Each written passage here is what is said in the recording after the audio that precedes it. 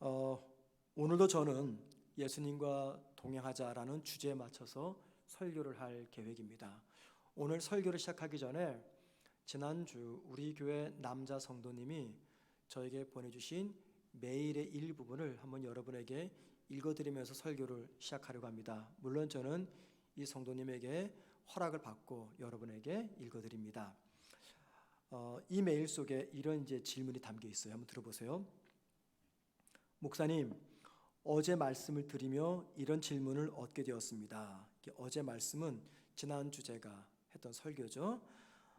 작금의 이 세상에서 받을 수 있는 가장 큰 위로가 재난지원금의 시대를 살며 공격받는 교회의 모습에서 목사님의 마음처럼 상처받은 성도는 어디에서 위로를 받아야 할까요? 이러한 현실에서도 성도의 삶에 하나님의 위로와 사랑이 강같이 흐른다는 것을 서로 고백하고 두려움이 용기로 바뀌는 신앙의 경험을 어떻게 하면 얻을 수 있을까요? 앞에 많은 내용도 있고 또 뒤에 내용도 있는데 중간 부분만 제가 잘라서 우리 성도님의 허락을 받고 여러분에게 읽어드렸습니다. 저는 글을 읽어드린 이유는 이 성도님의 이 메일 속에서 담고 있는 고민과 숙제가 어쩌면 모든 성도님들의 고민이 되겠다라는 생각이 들어서입니다. 저는 지난주에 우리 성도가 거룩과 자비로 이 땅을 변화시키는 영적 파레토 원리를 실현하는 삶을 살아가자 그 말씀을 전했어요. 자, 그런데 이 집사님의 말씀에 의하면 그러면은 이 힘든 세상에서 성도가 그렇게 살아갈 때 그러면 성도는 어디에서 힘과 용기를 얻을 수 있느냐라는 겁니다. 분명히 세상은 성도가 하나님의 나라를 이루는 우리 사명의 현장인데 그러면 성도는 그 일을 위해서 어디서 어떻게 힘과 용기를 얻느냐라는 질문이죠. 이분에게 제가 답장을 보냈고 그리고 나서 이 메일을 가만히 생각해 보니까 이것은 우리 모든 성도님들이 고민할 수 있는 신앙의 고민거리겠다라는 생각이 들었습니다. 그래서 오늘 설교는 조금이라도 정말 조금이라도 이분의 이 질문과 또 여러분들이 고민하시는 이 질문에 답이 되는 설교가 되면 좋겠다 그런 마음을 가지고 오늘 말씀을 준비했습니다. 우리가 인생의 심각한 문제를 만나게 될 때 답이 보이지 않을 때 그때 내 주변 사람들 특별히 신앙인들이죠 이렇게 권면합니다. 주님 바라보아야 된다 그런 말합니다. 주님 바라봐라. 그런데 때로는 그 말이 너무나 무책임한 말처럼 들립니다. 나는 지금 너무 힘들어서 죽을 것 같은데 그런데 실제적인 도움을 주지 않고 주님 바라봐라 그래야 산다 라고 말하는 것이 내 아픔, 내 슬픔, 내 고통을 상대방은 너무나 모르고 이해하지 않는 것처럼 느껴져서 때로는 많이 섭섭할 때가 있습니다. 그런데 시간이 지나고 나면 어떤 생각이 드냐면 그때 그분의 그 말이 맞았구나 라는 결론을 내리게 됩니다. 왜냐하면 살면서 만나는 많은 어려움 속에서 결국에 우리 믿는 성도들의 유일한 해답은 다른 거 없어요. 주님 바라보는 것. 주님 바라보게 되면 모든 문제가 다 풀립니다. 자, 그런데 우리의 고민은 뭐냐면 도대체 주님을 바라본다는 게 뭐냐라는 겁니다. 성경은 주님 바라보고라 말하는데 도대체 주님 바라보는 것이 무엇이며 또 주님을 바라볼 때 우리에게 어떤 유익이 주어지는가라는 거죠. 자, 오늘 함께 읽은 본문이 이 질문에 대한 답을 주는 말씀입니다. 우리가 주님을 바라본다는 게 무슨 의미이며 또 주님을 바라볼 때 우리에게 어떤 은혜가 유익이 주어지는지 오늘 말씀은 우리에게 자세히 알려주고 있습니다. 먼저 여러분 오늘 3절 말씀을 보시기 바랍니다. 너희가 피곤하여 낙심하지 않기 위하여 죄인들을 이같이 자기에게 거역한 일을 참으신 일을 생각하라 라고 말합니다.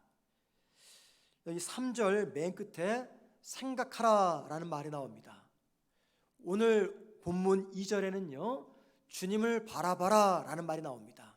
2절에서는 주님을 바라보라고 하고 3절에서는 생각하라 라고 말합니다. 이 두 문장을 연결하면 이런 거죠. 주님을 생각하는 것은 다른 말로 말하면 주님을 바라보는 것입니다. 바꿔 말하면 우리가 주님 바라본다 라고 하는 것은 주님을 생각하는 것입니다. 그리고 우리가 주님을 생각하게 되면 우리에게 유익이 주어지는데 3절에서 말하기를 피곤과 낙심을 이겨낼 수 있다라고 이야기합니다. 주님이 저희들에게 말씀하시는 이 말씀의 교훈을 우리 모두가 잘 기억했으면 정말 좋겠습니다. 특별히 3절 말씀에 주님을 생각하라 라고 말하잖아요. 여기서 말하는 생각은 그냥 한번 스치듯 지나가도 생각하는 그런 생각이 아닙니다. 여기서 말하는 생각은요, 주의 깊게 생각하는 것 혹은 사려 깊게 생각하는 의미입니다. 영어에 생각하다라는 단어가 여러 가지가 있어요. 대표적으로 두 개가 쓰입니다. 하나는 think입니다. think, 그냥 생각한다. 하나는 consider라는 단어가 있습니다. 차이가 뭐냐면 think는 말을 할 때 주는 표현하는 단어고요, consider는요 주를 글을 쓸 때 쓰는 단어인데, think는 그냥 말 알았어, 내가 생각해 볼게, 너무 가볍게 말할 때 쓰는 단어라면은 consider는요 내가 그것을 아주 심각하게 주의 깊게 한번 생각해 볼게 랄 때 그때 이 consider라는 단어를 씁니다.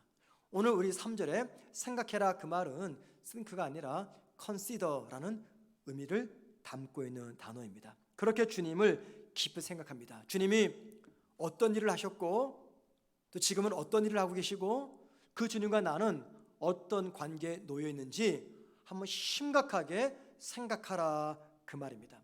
그렇게 생각하게 되면 우리에게 주어지는 유익이 있는데 그게 바로 피곤과 낙심을 이겨낼 수 있는 힘을 공급받게 된다는 것입니다. 히브리서 12장 3절 말고도요, 성경 여러 곳에서는 하나님을 생각하라 라는 말이 많이 나옵니다. 그 중에 유명한 성경이 바로 신명기입니다. 신명기는 우리가 잘 아는 대로 이스라엘 백성이 애굽을 나오고 광야를 40년 지난 다음에 드디어 이제 꿈에 그리던 가나안 땅에 들어가기 바로 직전, 모세가 숨을 거두기 전에 이스라엘 백성들에게 남긴 마지막 권면입니다. 자, 여러분, 사람이 죽기 바로 직전 남기는 마지막 말은요, 결코 사사로운 말은 남기지 않습니다. 정말 중요한 말, 그 말을 들은 사람이 일평생 기억할 만한 정말 중요한 말을 합니다. 자, 그러면 모세가 마지막 당부 어떤 이야기를 했을까요? 이스라엘 백성들에게 너희가 가나안 땅에 들어가게 살게 되면 절대 나를 잊지 말아라, 나를 생각해라, 그 말 했을까요?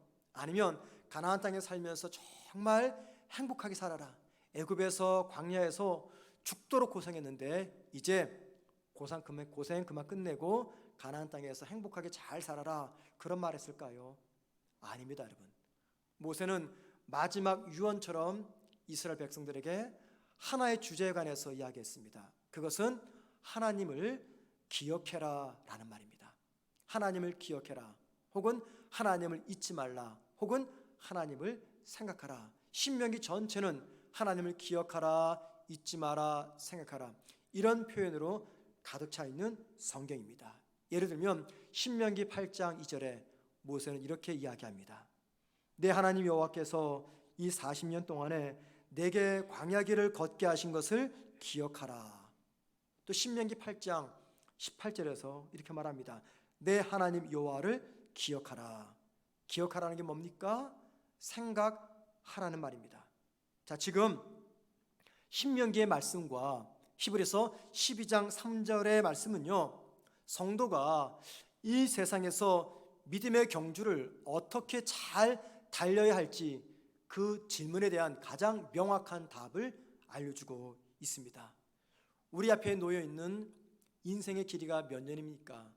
태어나면서부터 보자면 70년 될 수가 있겠지만 요즘은 100세 시대고 하니까요 80년, 90년이라고 볼 수가 있겠죠. 중간에 큰 사고 당하지 않으면 우리가 걸어갈 인생의 길이는 80년, 90년입니다.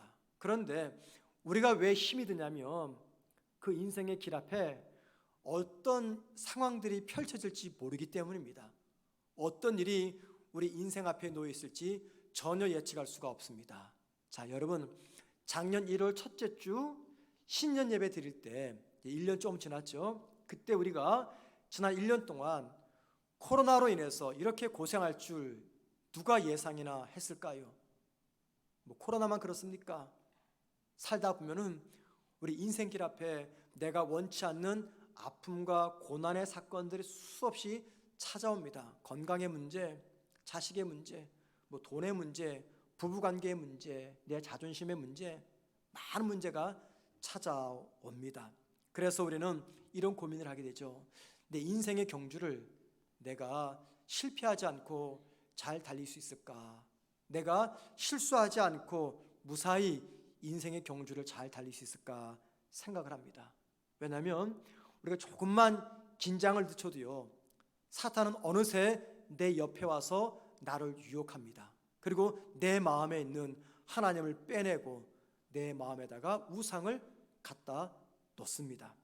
예배당에서 예배드릴 때 하나님의 임재를 느끼는 것처럼 하나님의 임재를 24시간 내내 느끼면 좋을 텐데 그러지 못합니다.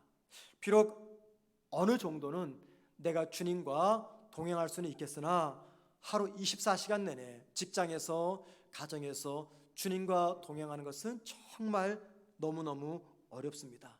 목사는 일만 열면 주님과 동행해야 된다고 말을 해야 되는데, 목사야 교회에서 일하니까 그럴 수 있지, 나처럼 우리처럼 정말 치열하게 싸우며 살아가는, 언제 무엇이 터질지 무엇이 부서질지 깨질지 알지 못하는 직장과 세상과 가정에서 어떻게 주님과 24시간 동행할 수 있냐고 따지고 묻고 싶습니다. 우리 인생길이 그리 편해지거나 녹록치 않습니다. 자, 그런데 여러분, 오늘 본문 히브리서 12장 3절에서는 무엇이라고 말합니까? 하나님을 생각하라, 주님을 생각하라 말씀합니다. 믿음으로 살아가는 성도들의 인생 경주 앞에는요, 피할 수 없는 유혹과 피곤과 낙심과 두려움이 있는데 그것들을 견딜 수 있는 비결은 주님을 생각하는 것이라고 말씀합니다. 여러분, 주님을 생각하는 것이 왜 유혹과 피곤과 낙심을 극복할 수 있는 비결이 될까요? 왜 그럴까요? 주님을 생각하는 것이 도대체 무엇이기에 우리 삶에 찾아오는 많은 어려움들을 극복할 수 있는 비결이 될까요? 서울대학교의 의과대학 교재 중에 하나인 의과대학 인문학 수업이라는 제목의 책이 있습니다. 이 책은요, 영화와 문학으로 배우는 의학 이야기에 관한 책입니다. 이 책에 보면은 우리가 잘 아는 한국 영화 8월의 크리스마스에 관한 이야기가 실려 있어요. 이 영화에서 주인공은 한석규 씨입니다. 한석규 씨는 암으로 죽기 전에 심은하 씨, 영화에서는 다림이라고 하는데 그 다림이라는 한 여자를 만나서 6개월간 교제를 합니다. 그리고 이 영화 마지막 장면은요, 이제 한석규 씨가 암으로 죽고 맙니다. 오랫동안 연락이 끊겨서 궁금했던 다림이가 한석규 씨가 일했던 초원 사진관으로 찾아옵니다. 이게 마지막 장면이에요. 초원 사진관에서 바라보니 사진관 안에 자기의 사진이 걸려 있는 겁니다. 아마도 한석규 씨가 죽기 전에 그 사진을 거기다 붙여놓은 거죠. 다림이는 한참 그 사진을 보다가 빙그레 웃으면서 사진관을 떠납니다. 그때 이제 한석규 씨의 나레이션이 이렇게 들립니다. 내 기억 속의 무수한 사진들처럼 사랑도 언젠가 추억으로 그친다는 것을 나는 알고 있었습니다. 하지만 당신만은 추억이 되질 않았습니다. 사랑을 간직한 채 떠날 수 있게 해준 당신께 고맙다는 말을 남깁니다. 이 긴 문장을 의과대학 인문학 수업에는요, 한 문장으로 이렇게 요약해 놓았어요. 다림이 나를 기억하며 웃는 동안은 나는 아직 죽지 않은 사람이다.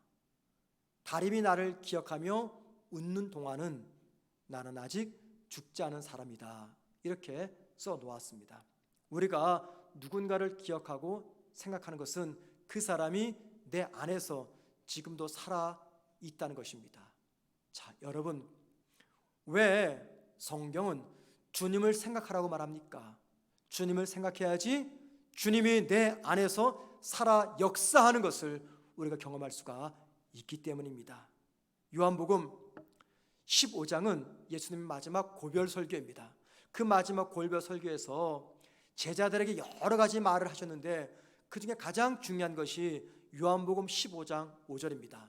주님이 이렇게 말씀하십니다. 나는 포도나무요 너희는 가지니 내가 너희 안에 너희가 내 안에 거하면 많은 열매를 맺나니 이렇게 말씀하십니다. 자, 주님이 내 안에 계시고 내가 주님 안에 있다는 말은요, 주님과 성도의 친밀한 인격적인 사랑의 교제를 통한 연합을 이야기합니다. 주님이 내 안에 거하신다는 말 또는 내가 주님 안에 거한다는 말, 이것은요 오늘 설교 표현을 빌어서 말씀을 드리자면 우리가 주님을 기억하고 주님을 생각한다는 이야기입니다. 그리고 우리가 주님을 생각하게 되면 주님은 단지 성경에 갇힌 주님이 아니라 지금도 살아서 생생하게 역사하는 주님으로서 내 안에서 살아난다는 것입니다. 내가 주님을 생각한다는 것은 주님이 내 안에서 살아서 역사합니다. 자, 그래서 여러분, 우리가 주님을 기억하는 것은요 기억으로 끝나지 않습니다. 우리가 주님을 생각하는 것은 생각으로 절대 끝나지 않습니다. 주님을 기억하고 주님을 생각하면 그 순간 살아계신 주님은 내 안에서 놀랍게 역사하십니다. 주님은 지금도 내 안에 계십니다. 여러분, 이 말씀을 믿으십니까? 이 사실을 믿으십니까? 문제는 뭐냐면 그러면 나도 주님 안에 거하고 있느냐라는 겁니다.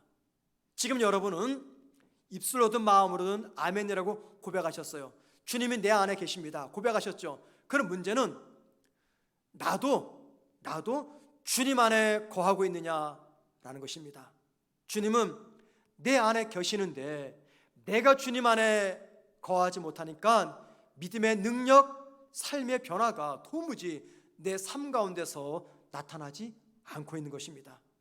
많은 성도들은 믿음의 능력을 경험하면서 살아가기를 원합니다. 내가 살아계신 하나님을 믿고 있으니 그 능력을 내가 생생하게 경험하기를 소망합니다.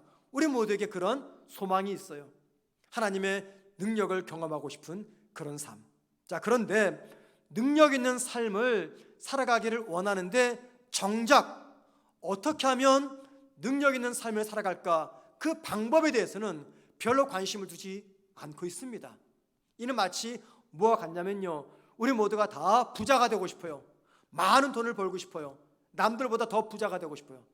그런데 정작 어떻게 하면 돈을 벌 수 있을지 그 방법에는 관심을 두지 않아요. 그러면 그 사람은 평생 돈을 벌지 못합니다. 정말 돈을 벌고 싶으면요 자나깨나 돈 버는 방법만 생각합니다. 마찬가지입니다. 우리 모두가 믿음의 능력을 경험하면서 살기를 원합니다. 정말 그 능력을 살기를 원하면은 우리가 24시간 뭘 생각합니까? 어떻게 하면 내가 하나님의 능력을 경험할 수 있을까? 이거 고민하며 살아요. 그런데 능력대로 살기를 원하지만 어떻게 하면 그 능력을 공급받을까? 그 방법은 생각하지 않습니다. 여러분, 믿는 성도가 하나님의 능력을 경험하는 방법은요 너무나 간단합니다. 주님이 내 안에 거하신다고 말씀하셨으니까 그 다음에 내가 주님 안에 거하면 됩니다.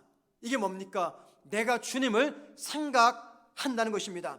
자, 그렇게 되면 주님은 내 관념적인 신앙에만 계신 분이 아닙니다. 그렇게 되면 주님은 성경에만 갇힌 분이 아니라 실제 내 안에서 살아계신 주님이 됩니다. 그렇게 되면 주님의 능력이 나의 능력이 되고 주님의 권세가 나의 권세가 됩니다. 그렇게 되면 힘든 세상살이에서 피곤과 낙심으로 힘들어하지 않게 됩니다. 피곤하고 낙심되는 삶의 환경이 제거돼서가 아니라 피곤과 낙심을 이기게 하는 힘을 내가 주님 바라볼 때, 주님 생각할 때 주님께서 나에게 공급을 하시기 때문입니다. 성도들 중에는 절망적인 삶의 환경에 둘러싸여서 힘들게, 정말 힘들게 하루하루 살아가는 성도들이 계십니다. 목사님, 하루하루 살아가는 게 저에게는 마치 기적과 같습니다. 그렇게 고백하는 성도들이 계세요. 아침에 눈을 뜨면 한숨부터 나옵니다. 오늘 하루 어떻게 살아갈까? 그렇게 한숨 쉬며 걱정하며 시간이 흘러가면서 어느 날 저녁이 되었고 잠자리에 들어갑니다.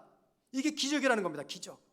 도무지 삶의 현실을 보면은 이렇게 살아갈 수가 없는데, 그냥 어떻게 살아가 보니까는 하루가 지나고 한 주가 지나고 한 달이 지나고 1년이 지나는 것.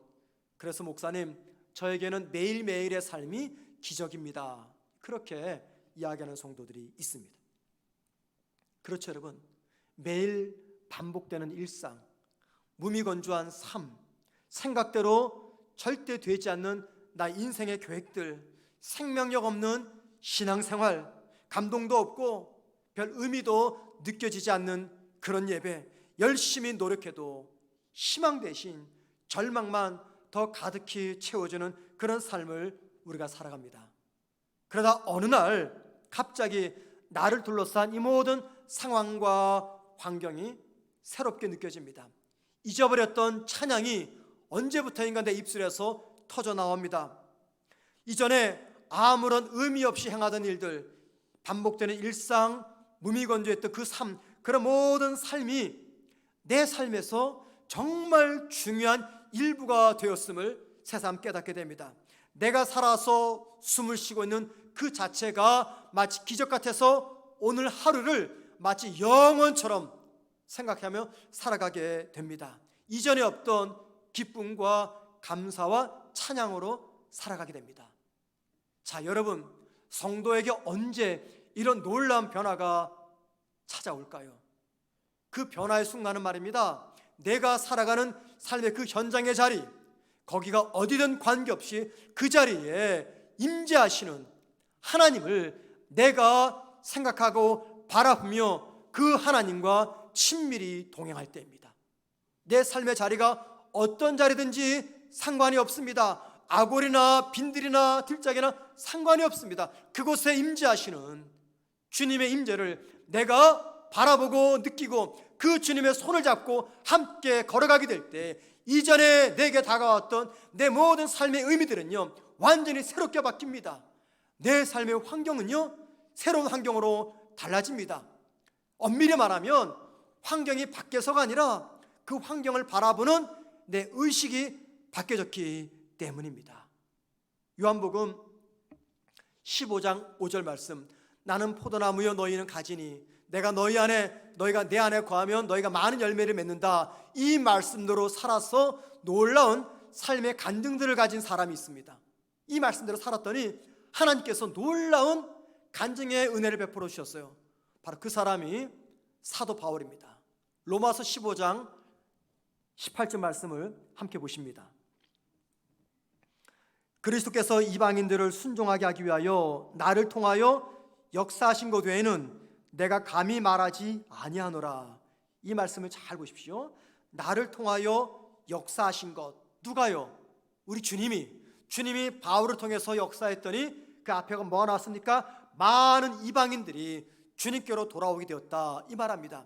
내가 너희 안에, 너희가 내 안에 거하는 이 원리대로 살았더니 바울을 통해서 우리 주님은 놀라운 열매를 맺게 하셨어요.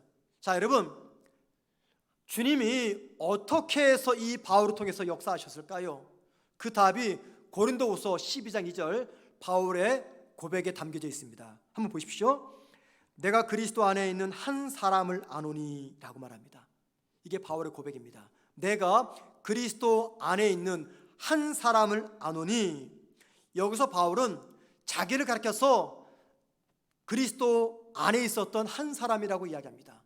그리스도 안에 있는 한 사람, 이게 바울입니다. 요한복음 15장 5절의 말씀대로 바울은 주님 안에 있었던 사람입니다. 주님이 바울 안에 있고 바울이 주님 안에 거했습니다. 바울이 주님 생각하고 바울이 주님과 동행하니까 주님은 성경에 갇힌 주님이 아니라 살아 계셔서 바울과 함께 생생하게 역사하신 살아계신 주님이셨습니다. 바울은 자신과 동행하는 그 주님을 생각하며 바라봄으로 말미암아 힘들고 고달픈 인생의 길을 무사히 완주했다고 디모데후서 4장에서 고백하고 있습니다. 자, 여러분, 바울의 이 개인적인 간증이 우리에게 무엇을 지금 알려주고 있습니까? 2021년 우리가 걸어갈 한 해가 결코 짧지 않습니다. 긴 인생길입니다. 그리고 그 앞에는 저나 여러분이 조금 더 예상하지 못했던 많은 장애물들이 놓여있게 될 겁니다. 마라톤 같고 허들 경기 같은 그런 2021년을 우리 모두가 살아가는 그 길 속에서 살아계신 주님과 한편이 되어서 주님 누시는 능력을 경험하기를 원하신다면 내가 그리스도 안에 있는 한 사람이 되어야 합니다. 그렇게 되면 내 삶에 놀라운 변화가 찾아옵니다. 여러분들은 그리스도 안에 있는 한 사람이 맞습니까? 정말 여러분들은 그리스도 안에 있는 한 사람이 맞습니까? 왜 우리가 나는 그리스도 안에 있는 한 사람입니다 라고 자신 있게 말을 못하는 것입니까? 그것은 주님이 나를 기억하듯이 내가 주님을 기억하지 못하고 주님이 나를 생각해 주듯이 내가 주님을 생각하지 않기 때문입니다. 김병에 효자 없다 그런 말이 있습니다. 계속되는 고난으로 삶이 너무 힘들면요, 아무리 믿음 좋은 성도도 지치게 됩니다. 지치면 그의 마음이 완악해집니다. 사실 코로나가 처음 시작됐을 때 우리 마음에는 나름 여유가 있었어요. 그래서 정부에서 교회에서 교회 좀 오지 말라고 이야기해도 성도들이 그래도 교회 오시겠다고 막 오셨어요. 그런데 1년이 지나면서 우리 마음에 그런 믿음의 여유도 다 사라졌습니다. 그래서 이제는 오시라고 해도 오지 않습니다. 처음에는 온라인으로 예배 드릴 때 많은 성도가 마치 나라를 빼앗기듯이 그렇게 많이 울었어요. 너무 속상해가지고. 그런데 1년이 지나가니까 이것도 좀 괜찮네 싶어가지고 교회 안 오고 가정에서 온라인으로 예배 드려도 전혀 내적인 갈등이 없습니다. 이 어려운 문제가 오래 지속되면 다 이렇게 변합니다. 아마도 1년이 더 지나가면 더 힘들어질 겁니다. 그래서 많은 종교학자들, 특별히 기독교학자들은 그런 이야기합니다. 코로나가 다 끝나고 나면 상당수 많은 가난한 성도들이 나타날 것이다. 교회를 떠난 그리스도인. 저는 맞다고 생각합니다. 긴 병에 효자 없습니다. 고난이 길어지면 우리 마음이 힘들어지면서 여유도 없어지면서 내 마음이 강팍해지고 완악해집니다. 자, 그렇게 되면 어떤 문제가 발생하는지 아세요? 그렇게 되면 주님을 잘 생각하지 않게 됩니다. 내 마음에 고달픔, 지침, 피곤, 실망, 낙심, 억울함 이런 것들이 가득 차 있으면요, 마음이 완악해져요. 그러면 그것 때문에 주님을 잘 생각하지 않습니다. 그래서 혹시라도 고난의 시간이 길어지면서 내 마음이 여유가 없어지고 조금이라도 강팍해지고 마음이 완악해진다면 그런 성도는 더 긴장하셔야 됩니다. 그리고 그러면 그럴수록 최선을 다해서 주님을 생각하셔야 됩니다. 코로나 시대 더 적극적으로 주님 생각하지 않으면 우리 주님 놓칩니다. 우리 삶이 고난이 찾아오고 힘들 때 주님 생각하지 않으면 주님 잊어버립니다. 육체 질병이 찾아왔을 때 더 간절히 주님 생각하지 않으면 내가 주님을 떠납니다. 우리 가정에 위기가 찾아오고 이별을 맞고 실패를 경험할 때 그때 주님 더 열심히 생각하지 않으면 내 마음이 완악해지고 그로 인해서 주님을 떠납니다. 힘들 때 주님 생각하게 되면 완악한 마음과 생각이 조금이라도 부드러워집니다. 그러나 삶이 피곤하고 힘들다고 해서 주님 생각하지 않으면 더 완악해집니다. 제가 한 몇 주 전에 설교할 때 필리핀 선교사였던 프랭크 루박에 관한 이야기를 잠시 말씀드렸어요. 프랭크 루박이 2권의 책을 썼는데 그 중에 한 권이 프랭크 루박의 편지라는 책입니다. 이 책에 보면은요, 자신이 마음에 굳어진 이유와 그 결과에 대해서 프랭크 선교사님은 1930년 4월 19일자 그의 일기에 이렇게 적어 놓았습니다. 의식적으로 끊임없이 하나님께 복종하는 것은 지극히 어려운 일입니다. 나는 지난 며칠간 포기하고 지냈습니다. 뭘 포기했어요? 주님께 복종하고 주님을 생각하며 주님과 동행하는 것입니다. 자, 그랬더니 그 결과가 나와요. 잘 들어보십시오. 그리고 오늘과 어제 그 결과의 증거를 보았습니다. 재치 있게 말하려고 하다가 나는 그만 다른 사람들의 감정을 상하게 하는 말을 내뱉고 말았습니다. 그리고 조급해졌습니다. 자신이 지난 며칠간 주님 생각하지 않고 주님과 동행하지 않았더니 마음이 완악해져서 다른 사람에게 공격적인 말을 하게 되었다라고 말합니다. 여러분, 주님 믿는다고 고백하는 성도가 주님 생각하지 않으면요, 사람들에게 쉽게 화를 내고 욕을 하고 불평하고 험담하고 낙심하고 실망하게 됩니다. 이것들은 내 마음이 부드러운 마음이 아닌 완악한 마음이 되었음을 알려주는 증거들입니다. 완악한 마음이 부드러운 마음이 되려면 빨리 우리 주님을 생각해야 됩니다.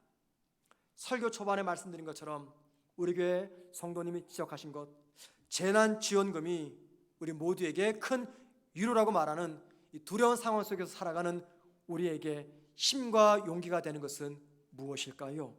성도가 어떻게 하면 2021년 코로나의 두려움과 낙심을 용기와 희망으로 바꿀 수가 있을까요? 여러분, 주님을 기억하며 주님을 생각하는 것입니다. 더 좋은 방법이 있습니까, 여러분? 있으면 저에게 알려주십시오. 믿는 성도에게 이것보다 더 좋은 방법이 있으면 저에게 알려주시면 제가 그 내용 가지고 다음 주 설교하겠습니다. 저는 힘들고 어려울 때마다 의식적으로 하는 게 있습니다. 지난 과거를 돌아보는 것입니다. 그 이유는 지난 과거 힘들 때 내 삶을 지나가셨던 하나님의 손길을 내가 느낄 수가 있기 때문입니다. 오랜 시간이 지났기 때문에 자세히 기억할 수는 없어도 지금보다 더 힘들고 어려운 시간 지나올 때 주님의 손길이 있었음을 제가 여기까지 오게 되었어요.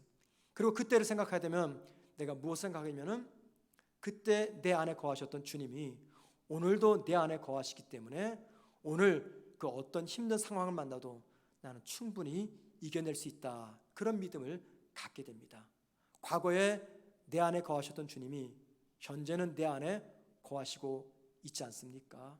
우리가 주님께 내 마음을 두지 않기 때문에 과거에 역사하신 하나님은 현재는 역사하지 않는다고 하나님의 능력을 과거에 묻어두게 되는 것입니다. 사랑하는 성도 여러분, 주님을 기억하고 주님을 생각하는 것, 그게 곧 주님을 바라보고 주님과 동행하는 것입니다. 데이비드 플레이드라는 사람이 있습니다. 이분이 쓴 책 중에 3초간이라는 제목이 있어요. 3초간. 이분이 이 책을 저술하게 된 동기가 있습니다. 한 20년 전 이 책의 저자가 데이비드가 뉴욕에서 택시를 타고 기차역으로 한참을 달리는데 자기가 타고 있던 택시 앞으로 갑자기 검은 승용차 한 대가 골목에서 뛰쳐나와가지고 가로 앞에 딱 맞고 가는 것이었어요. 순간 이 택시 기사가 브레이크를 꽉 밟았는데 이게 쭉 미끄러지면서 타이어에서 굉음이 들린 겁니다. 그리고 기적적으로 앞차의 간격이 약 3cm 정도가 떨어지고 차가 멈춰섰어요. 그때 이 데이비드는요, 아무 생각을 할 수가 없었다고 합니다. 순간의 충격 때문에 정신을 잃은 거죠. 자, 정신을 차려보니까는 방금 대형 사고를 낼 뻔한 그 상대방 차 운전자가 창문을 열고 택시 기사에게 막 욕을 하면서 눈을 어디다 뜨고 운전하냐면서 오히려 막 야단을 치더랍니다. 특별히 가운데 손가락, 여기죠, 펼치면서 그렇게 욕을 하고 운전하고 갔다는 거예요. 그런 정말 놀라운 장면은 그 다음에 일어났습니다. 택시 기사가 그 운전자를 향해서, 상대 운전자를 향해서 환하게 미소를 지면서 손까지 흔들어서 인사를 하더라는 겁니다. 순간 이 데이비드가 화가 나서 택시기사에게 물었습니다. 아니 지금 도대체 뭐 하시는 겁니까? 우리가 지금 저 사람 때문에 죽을 뻔했는데 뭐 하는 겁니까? 따져 묻자 택시기사가 웃으면서 이렇게 친절하게 대답을 했다고 합니다. 한번 여러분 잘 들어보시기 바랍니다. 대부분의 사람들은 마치 쓰레기차 같아요. 절망감, 분노, 짜증, 우울함 같은 쓰레기 감정을 가득 담고 돌아다니거든요. 쓰레기가 쌓이면 자연히 그것을 쏟아버릴 장소를 물색하게 되지요. 아마 그대로 내버려 두면 그들은 당신에게 쓰레기를 버릴 거예요. 그러니 누군가가 얼토당토 않게 화를 내고 신경질을 부리더라도 너무 기분 나빠하지 마세요. 그냥 미소를 지은 채 손을 흔들어 주고는 다른 일로 주의를 돌리세요. 제 말을 믿으세요. 틀림없이 전보다 더 행복해지실 것입니다. 택시기사의 이 말이 데이비드의 삶의 운명을 송두리째 바꿔놓았다고 이야기합니다. 택시기사 그 말에 깊이 깨달음을 얻은 그는 이후에 타인의 부정적인 감정에 상처받지 않는 법, 그리고 남에게 상처 주지 않는 법, 이런 것들을 깊이 연구하였고 그 결과 3초 법칙이라고 말하는 이 3초간이라는 책을 저술하게 되었다고 합니다. 그리고 그의 강연과 책을 통해서 많은 사람들이 자신의 마음을 지키는 법을 배워서 평안과 행복한 삶을 살게 되었다, 그런 이야기를 이 책에서 하고 있습니다. 3초간이라는 것은요, 어떤 상황 속에서도 우리의 마음과 감정을 잘 조절할 수 있는 원리를 제공하는 책입니다. 3초간. 여러분, 믿는 우리의 삶에 참 많은 장애물들이 끼어들 겁니다. 예상치 않은 순간에 이런저런 장애물들이 끼일 겁니다. 그게 꼭 경제적인 문제가 아니더라도, 건강의 문제가 아니더라도 부부관계 오해 문제, 부모와 자녀의 갈등의 문제, 성도와 성도 간의 갈등의 문제, 내 자존심이 깨어지고 부서지는 그런 여러 가지 인생의 장애물들이 우리 앞에 놓여있게 될 겁니다. 그리고 마귀는 그 일들을 통해서 우리의 마음과 생각을 흔듭니다. 그리고 주님과 동행하지 못하게 하고 절망적인 현실 앞에서 그만 주저앉게 만들고 낙담하게 만들고 분노하게 만들고 유혹에 넘어지게 만듭니다. 그때 나의 최선이 무엇일까요? 나의 최선은 3초간, 아니 3초간 힘들면 3분만이라도 깊이 우리 주님을 생각하는 것입니다. 분노할 상황, 유혹의 순간, 그리고 낙심할 순간에 3초, 단 3분만이라도 심각하게 깊게 우리 주님을 생각하는 것입니다. 무엇인가 말하고 행동하기 전에 3초간, 3분간 우리 주님을 생각하며 기억하는 것입니다. 여러분, 주님을 생각하는 것, 그게 바로 주님을 바라보는 것이고, 그게 바로 우리 주님과 동행하는 것입니다. 교회 역사가 중에 유세비우스라는 사람이 있습니다. 이 사람은 지금으로부터 약 1900년 전 인물입니다. 초대교회 역사를 아주 생생하게 기록한 교회 역사가죠. 그분의 쓴 역사책이 100% 맞느냐 틀리냐 우리는 알 수가 없습니다. 그 당시 살지 않았기 때문에. 그 책에 보면은 여러 가지 교회에 관한, 초대교회에 관한 사건들이 기록되어 있는데 이런 얘기가 기록이 되어 있습니다. 로마 네로 황제 때 기독교인이 많은 박해를 받았어요. 그때 베드로는 십자가에 거꾸로 매달려 죽게 되었고, 베드로 아내는 십자가에 매달려 역시 순교를 당했습니다. 이 장면의 이야기가 유세비우스가 쓴 교회사에 기록이 되어 있어요. 자, 여러분, 베드로도 감옥에 갇혔고 그의 부인도 감옥에 갇혔습니다. 십자가에 매달아 죽을 순서를 기다리고 있습니다. 그런데 마침내 시간이 되었습니다. 각각 감옥에서 나와서 이제 사형장으로 걸어갈 때 우연히 이 부부가 서로를 보게 되었습니다. 마지막 순간입니다. 지상에서의 마지막 순간, 부부가 서로 어떤 이야기를 했을까요? 여러분 같으면 어떤 말을 하시겠습니까? 이제 얼굴 한번 쳐다보고 둘이 순교를 당합니다. 그때 베드로는 마지막 보는 그의 아내를 향해서 이렇게 이야기를 했다고 합니다. 여보, 주님을 기억합시다. 여보, 주님을 생각합시다. 이 말을 남기고 십자가에서 순교를 당했다고 합니다. 여러분, 두 부부는 그 순간 십자가 사형 전에 주님과 동행했고 십자가 위에서 주님과 동행했기에 말로 표현할 수 없는 모진 고난을 겪으면서 주님의 뒤를 따라갔습니다. 주님을 기억하고 주님을 생각하는 것, 그게 곧 주님과 동행하는 것입니다. 우리 주님이 십자가에서 말할 수 없는 고통을 겪으셨어요. 사람들 때문에 부끄러움과 수치를 겪으셨어요. 그런데 오늘 히브리서 12장 1절과 2절과 3절 말씀은 뭐라고 말합니까? 주님이 그 모든 것들을 참으셨다라고 이야기합니다. 우리가 살다 보면 어쩌면 지금까지 겪었던 어려움보다 더 어려운 순간들을 만나게 될 것입니다. 그것이 경제적인 문제, 건강의 문제. 그런데 그 순간 주님은 저와 여러분이 주님을 바라보기를 원하십니다. 주님을 바라본다는 것은 예수님의 얼굴이 그려진 성화를 보는 게 아닙니다. 교회당에 걸린 십자가를 보는 것이 아닙니다. 주님을 기억하고 주님을 생각하는 것입니다. 주님을 기억하고 주님을 생각할 때 피곤과 낙심과 두려움을 이길 수 있는 힘과 능력을 우리 주님이 주시겠다라고 약속하셨습니다. 주님이 우리 안에 거하십니다. 여러분, 나는 주님 안에 거하고 있습니까? 우리 모두가 주님 생각하면서 이 한 주간 주님과 동행하기를 주님의 이름으로 축원을 드립니다.